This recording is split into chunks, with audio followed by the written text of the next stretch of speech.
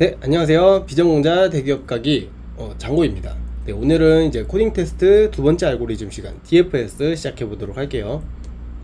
자, 우선은 DFS 개념 먼저 다룰게요. 네, DFS는 지난 시간에 BFS를 했던 것처럼 그래프 탐색의 한 종류예요. 그래서 그래프 탐색에는 지난번에 뭐가 있다고 말씀드렸었죠. 네, 그래프 탐색에는 이제 BFS와 DFS가 있다고 말씀드렸어요. 그래서 BFS는 어떤 구조냐면은 이렇게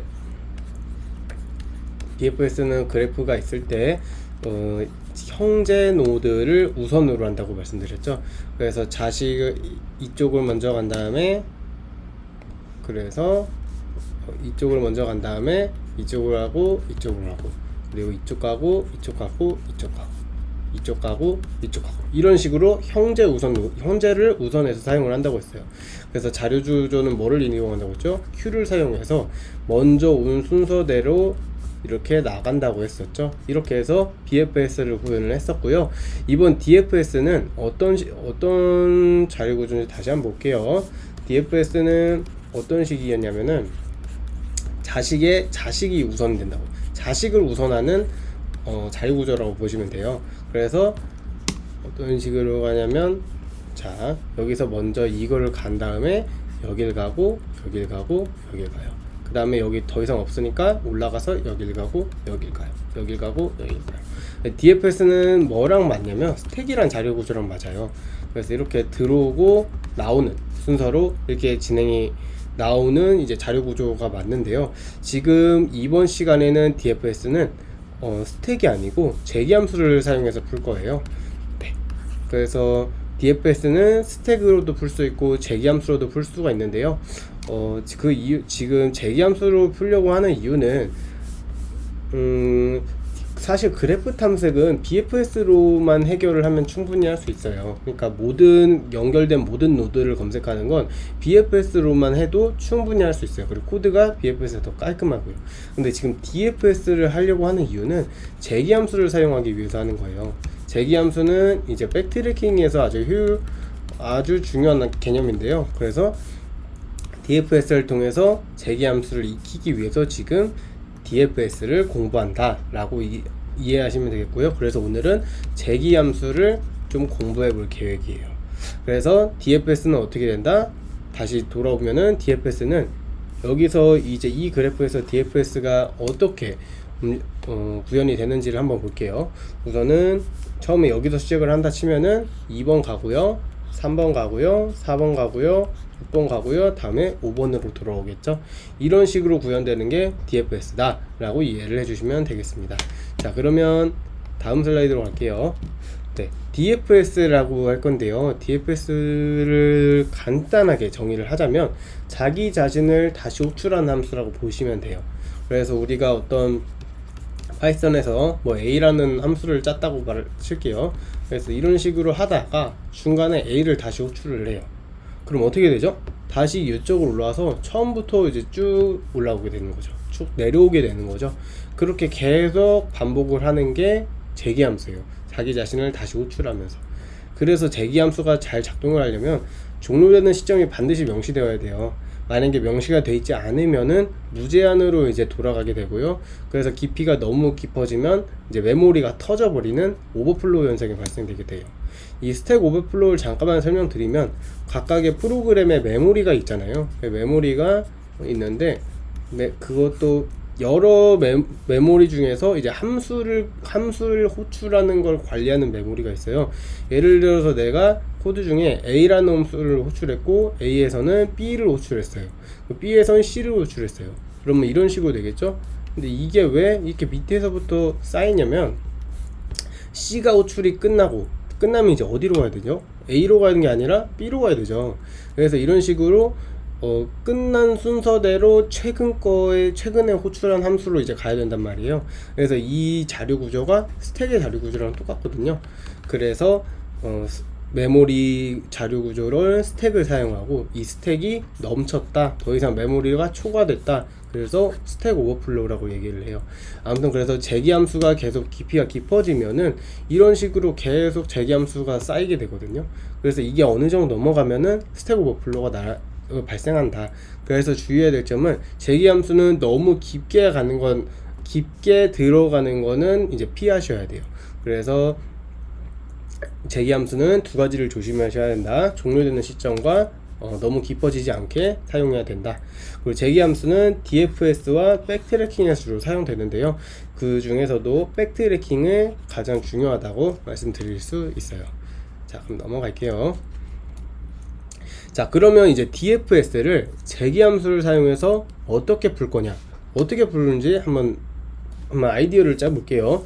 우선 1번에서 시작을 했어요. BFS의 경우에는 이제 Q라는 자료 구조에 2번, 5번을 넣었어요. 1번, 2번, 5번. 1번이 없어지면서 2번, 5번을 넣었고요.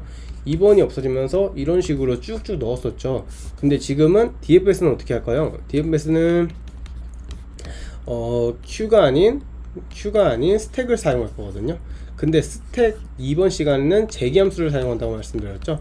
그래서 더 이상 이런 자료 구조는 필요가 없어요. 그래서 어떻게 사용이 될 거냐면은 1번에서 2번을 호출해요. 2번에서 3번 이렇게 연결된 버텍스를 끝날 때까지 계속 호출을 하는 거죠. 그럼 여기까지 호출되면 이제 어디로 갈까요? 올라가서 1번으로 다시 간 다음에 이제 5번으로 가는 거죠. 이렇게 더 이상 연결된 버텍스가 없을 때까지 다음 노드를 이제 찾게 되는 거죠. 네, 그럼 시간 복잡도가 얼마나 걸릴까요? 시간 복잡도는 이전에 말씀드렸다시피 해당 알고리즘이 얼마나 오래 걸렸는지를 나타내는 척도예요. 그래서 한번 볼게요. 여기 A, B, C, D, E, F, G. 이제 어떤 식으로 호출이 된다고 했죠? 첫 번째로 1번 호출된 다음에 A를 통해서 2번이 호출될 거예요. 그 다음에 D를 통해서 3번이 호출될 거고요. D를 통해서 3번이 호출되고 1을 통해 4번, 1을 통해 4번, 2, 4, 그리고 G, 6, 이런 식으로 호출이 되겠죠.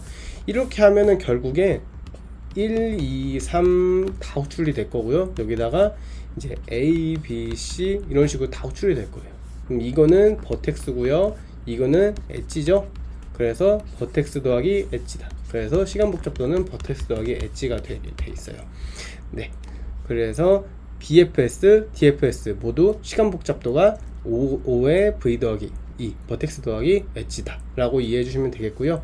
자료 구조에서 중요한 특징으로는 이제 더 이상은 이제 Q가 없어요. Q를 사용하지 않는다는 걸 이해해 주시면 되겠고요.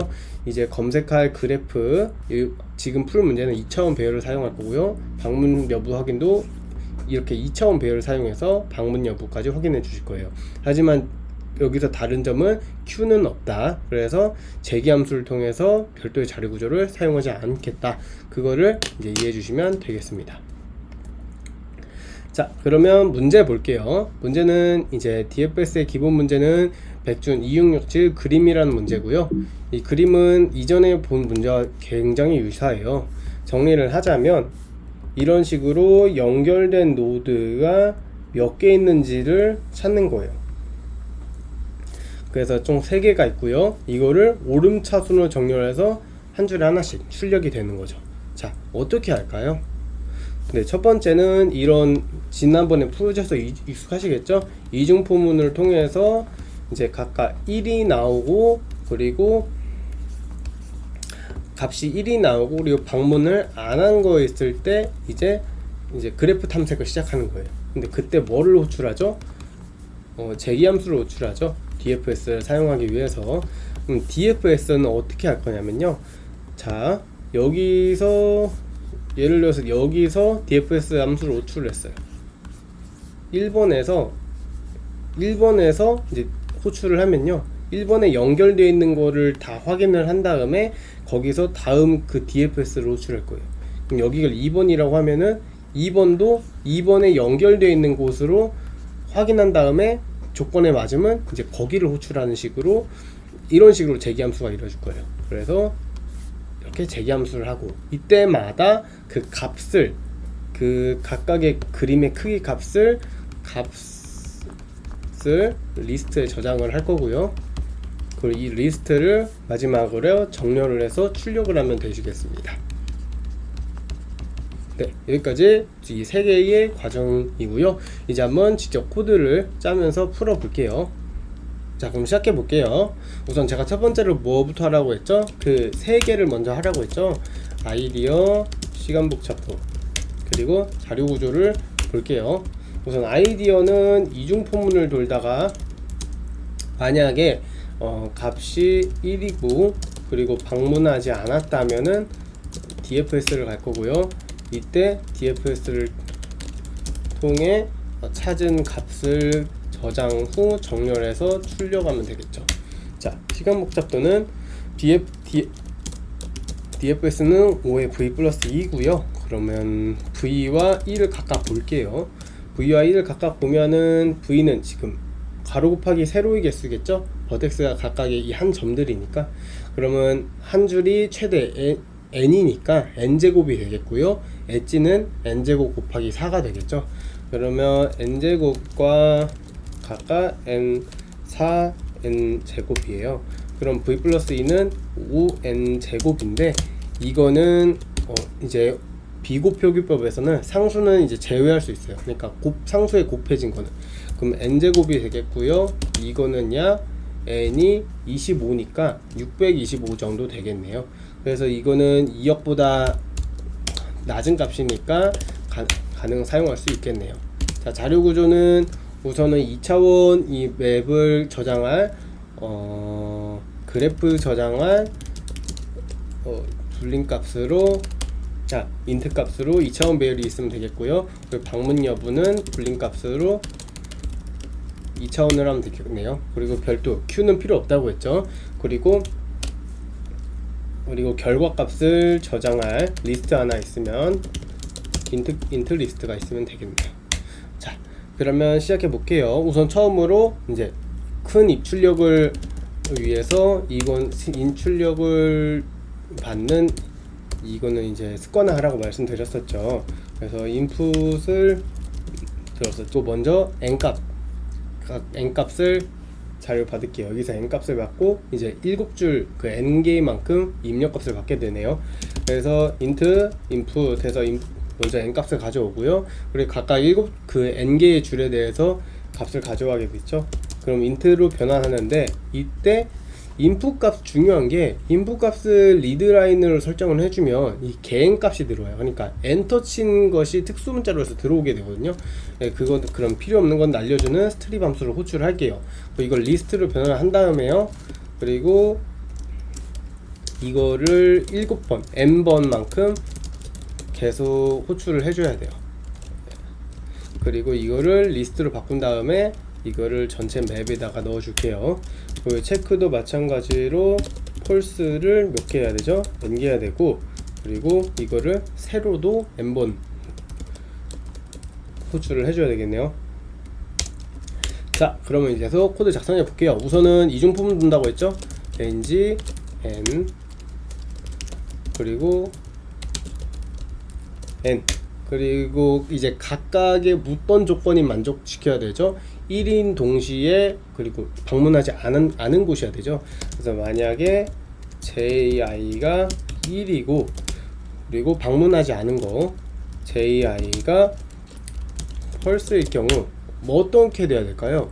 우선 첫 번째로 방문 체크 표시해야 되죠. 그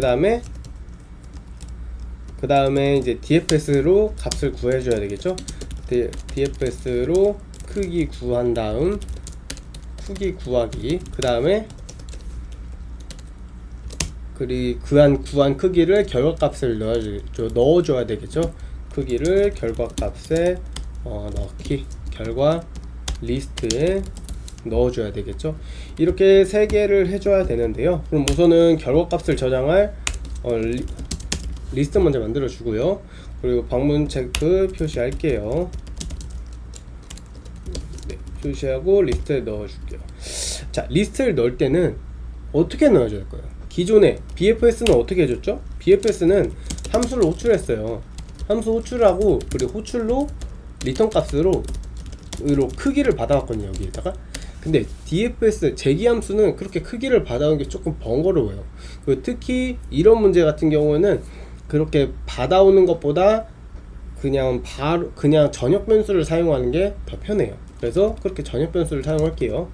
그러면 각각의 연산을 의미한다는 의미로 이치를 표시할 거고요. 매번 이렇게 값을 구해야 될 때마다 이치를 0으로 초기화를 할게요. 그리고 dfs로 j,i로 해서 이제 그래프 탐색을 시작을 할 거고요. 이제 이치라는 값을 이제 결과값을 이제 리절트에 넣을게요. 밴드를 해서 이렇게 넣고요. 그러면 다 지금 했죠? 그럼 마지막으로 지금 뭘 출력해야 되죠? 총 단지수를 출력하고 오름차순을 정렬해서 하나씩 출력해야 돼요. 자, 그럼 우선은 정렬을 먼저 해볼까요? 소프트웨어 함수를 통해 정렬을 한 다음에 전체 크기인 리절트를 출력을 할게요. 그 다음에 i인 리절트의 모든 값을 한 줄씩 하나씩 출력을 하면 되겠죠.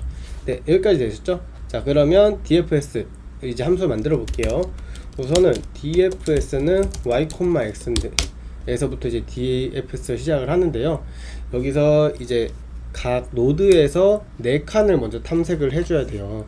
그러니까 어떤 식으로 그림이 그려지냐면 이런 식으로 있다고 쳐볼게요. 그림이. 그럼 내가 여기에 지금 이제 dfs 함수가 호출이 됐어요. 그럼 내가 여기 연결되어 있는 거를 찾아봐야 되겠죠?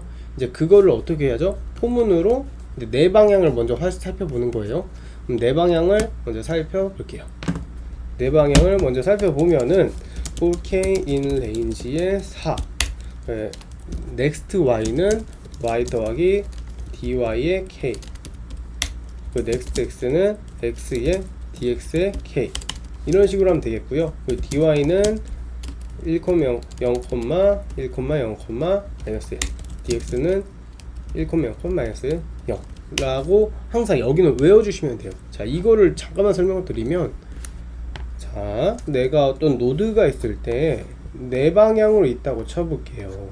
그러면 여기로 가는 거는 몇 콤마 몇을 가야 될까요? 처음에는 y고요. 그 다음에 x니까 0,1을 가는 게 맞죠. 여기는 1, 밑으로 내려오니까 밑으로 내려오는 걸 1로 치죠. 이 컴퓨터에서는 1,01이고요.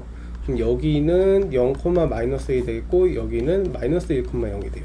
자, 그럼 이런 식으로 시계 반대 방향으로 간다고 쳐볼게요. 그러면 어떻게 되냐면 0, 1, 0, 마이너스 1. 그래서 여기 0, 1, 마이너스 0, 0, 마이너스 1이고요. 여기는 1, 0, 마이너스 1, 0이에요. 1, 0, 마이너스 1, 0. 그래서 여기는 그냥 지금 이참에 외워주시면 될 것 같아요. 네, 그래서 이렇게 외워주시면 되겠고요. 그래서 이렇게 네 방향으로 이렇게 가는 부분을 지금 구현을 해줄게요.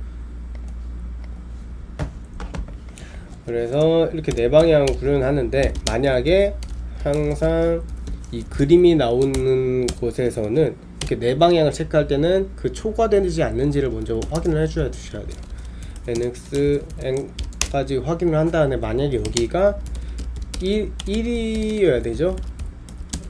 1이고 그리고 더 이상 이미 방문한 적이 없다면 ny, nx는 false라면, 자, 여기서 뭘 해줘야 될까요? 방문 여부 바꿔줘야죠. 우선은 nx는 true로 바꿔준 다음에요.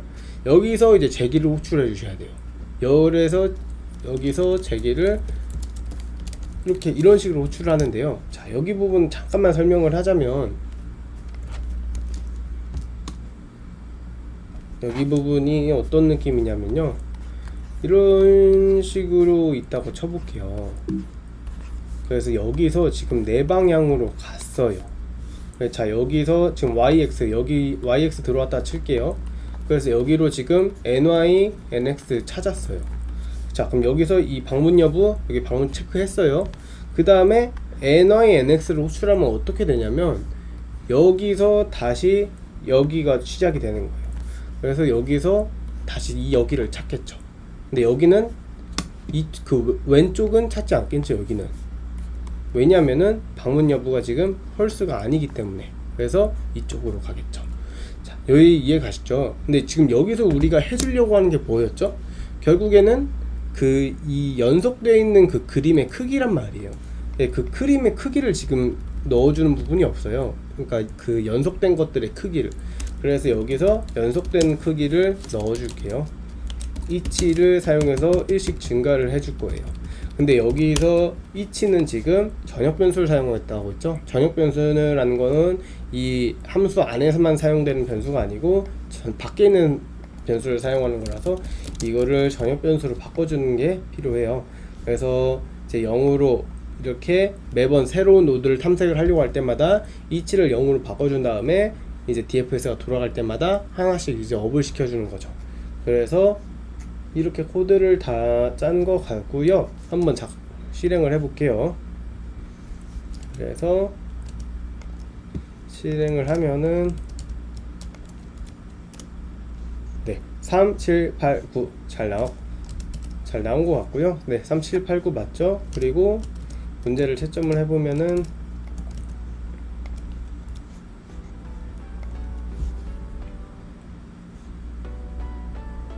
네, 이렇게 잘 돌아가는 것을 확인할 수가 있네요.